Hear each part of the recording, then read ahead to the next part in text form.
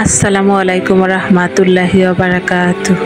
আশা করি আল্লাহর অশেষ রহমতে সকলে অনেক ভালো আছেন। প্রিয় দর্শক, আজকের ভিডিওতে আলোচনা করতে যাচ্ছি হজম শক্তি বাড়ানোর ইসলামিক ও স্বাস্থ্যবিধি উপায়।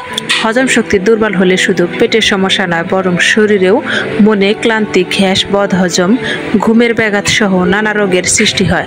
ইসলাম ও আধুনিক বিজ্ঞান উভয় দিক থেকে হজম শক্তি বৃদ্ধির জন্য কার্যকারী 10টি পয়েন্ট তুলে ধরা হলো। ভিডিওটি খুবই গুরুত্বপূর্ণ হতে যাচ্ছে, অবশ্যই স্কিপ না করে সম্পূর্ণ ভিডিওটি দেখবেন। আর যারা এখন এই চ্যানেলে নতুন আছেন, ভিডিওতে একটি লাইক দিয়ে চ্যানেলটি সাবস্ক্রাইব করতে ভুলবেন না। নাম্বার 1, সুন্নতি খাবার নিয়ম অনুসরণ করুন।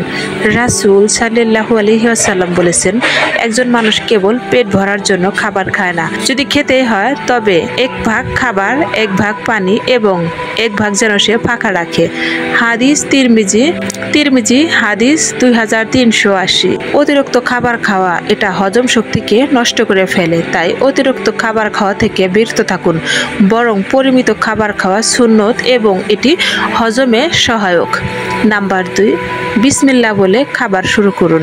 নবীজি আরো বলেছেন, তোমরা যখন খাবার খাওয়া শুরু করো তখন বিসমিল্লাহ বলো, কারণ এতে খাবারে বরকত হয় ও হজমে সহজ হয়। হাদিস আবু দাউদ। নাম্বার 3, দ্রুত না খেয়ে খাবার ধীরে ধীরে চিবিয়ে খাওয়া। অর্থাৎ খাবার দ্রুত না খেয়ে বরং খাবার ধীরে ধীরে চিবিয়ে খান, তাতে পাচনতন্ত্র সহজে। নাম্বার 4, 3 ভাগে পেট ভরানো, যেমন 1 ভাগ খাবার, 1 ভাগ পানি আর 1 ভাগ খালি হওয়ার জন্য। এটা শুধু দ্রুত হজমই নয়, বরং ডায়াবেটিস, হৃদরোগ ও ওজন নিয়ন্ত্রণেও বেশ উপকারী। নাম্বার 5, লেবু গরম পানি খালি পেটে। সকালে গরম পানিতে লেবু মিশিয়ে খেলে এতে পাচনতন্ত্র সক্রিয় হয় এবং খাবার হজমে বেশ উপকার লাভ হয়। নাম্বার 6, পানীয় জিরা, আদা, পুদিনা পানি। এগুলো হজমে সাহায্য করে, গ্যাস দূর করে এবং পাকস্থলীকে শান্ত রাখে। নাম্বার 7, চলাফেরা, খাওয়ার পর হাঁটা। হাদিসে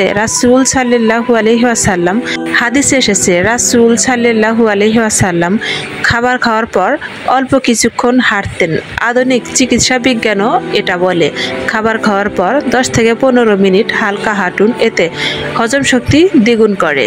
নাম্বার 8, ধূমপান, ঠান্ডা পানি, সোডা জাতীয় পানীয় বাদ দিন। এগুলো হজমের প্রধান শত্রু, হজমে ব্যাঘাত সৃষ্টি করে। নাম্বার 9, রোজা রাখা। মাহে রমজান বা নফল রোজা রাখলে হজমতন্ত্রে বিশ্রাম পায় এবং আপনার হজম আবার আগের মতো শক্তি ফিরে পায়। স্ট্রেস কমান, মনকে শান্ত রাখুন। দুশ্চিন্তা হজম নষ্ট করে। রাতে ঘুম ঠিক করুন 6 থেকে 7 ঘন্টা।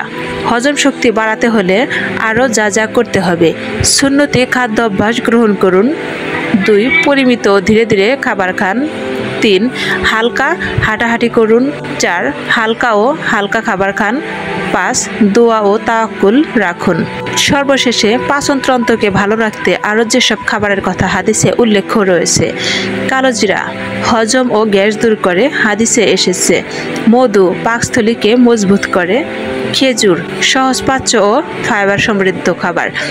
জিরা ভাজা পানীয়, হজমে চমৎকার। প্রিয় দর্শক, ভিডিওটি কেমন লাগলো কমেন্ট করে জানাবেন। আর আজ এ পর্যন্ত, দেখা হবে আবারও কোনো নতুন ভিডিও নিয়ে। সে পর্যন্ত সকলে ভালো থাকুন, সুস্থ থাকুন। আল্লাহ হাফেজ।